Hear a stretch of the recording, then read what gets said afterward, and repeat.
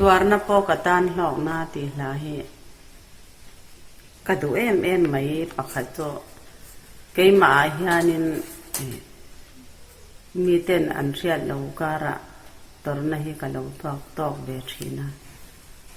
chu ma se pathiana mal som na tam takin min burin hlok na tam tak min ho ti rawangin he lai hi pathian ro puinan karon sange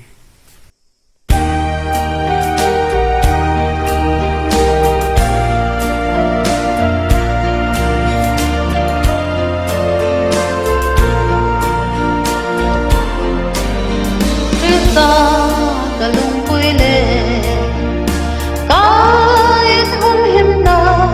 mang ani a tabing namun katha itlurua iman hinang tunga buayna tenanti aglaw ipuilaw rama se Lam em polo kem sela kata ni lodya Tezor tuan lisi tuana o kata nona Kove swal na sangde Karolem kandi Chen hatenti sam twanga Keini rang zara Prisa twang do tetsu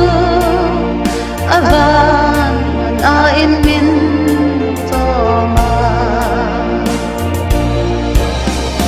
Hi pui lau rang na se Lam em polo kem sela Kata ni lodya Tezor tuan lisi tuarna o kata nona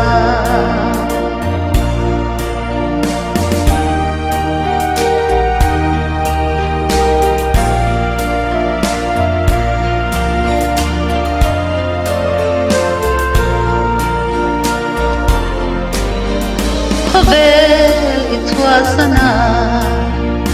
Panen haldure Kalay nung hiyan Karmintana Lain itwasana